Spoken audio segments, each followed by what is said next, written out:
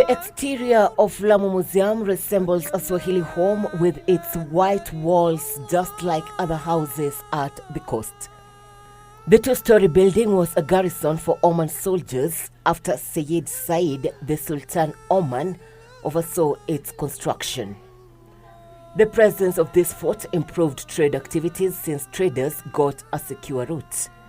During the later period of the 19th century, the building was taken over by the British government and it served as the local governor's residence. So the British governor who was in charge of the Lamu district was actually housed there, a function which it continued to do or to be used for all through to the early days of post-independence, around 1968. Years later, the fort became a prison, and in 1984, the National Museums of Kenya took over its management, making it a rich historical tourist destination. It is actually constructed during a period when Lamu is receiving, Europeans are starting to appear in Lamu. And you can tell that because of the architectural style of which it is constructed. It is what we refer as a European-influenced Lamu architecture because it has a balcony on the facade, which is very different from the traditional Swahili houses, the vernacular traditional houses, which are more introvert. The only external elements for the vernacular buildings is just the intricately designed door. Otherwise, everything else is centered around the central courtyard.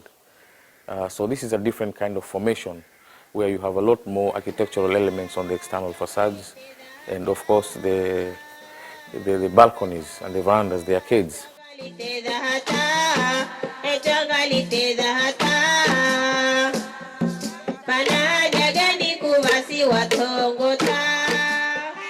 The gallery exhibits here a variety of artifacts collected from the coast region.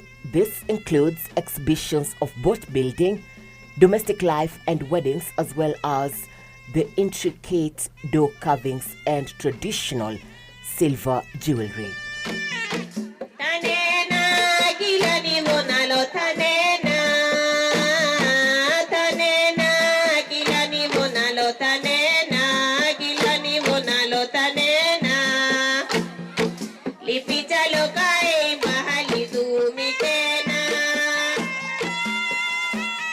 We can confidently say that it is probably,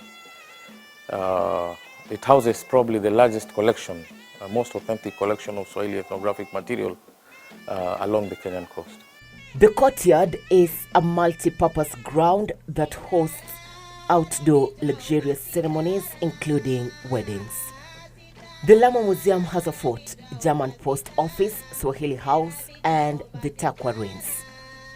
Lamu is a peaceful tropical island where life is lived at its own relaxed rhythm, and at the same time a place whose history remains magical and fascinating as the zigzagging streets of medieval Stone Town.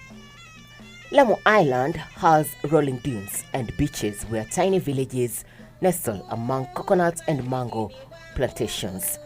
Irene Mchuma Udim, Magical Sense in the county of Lamu.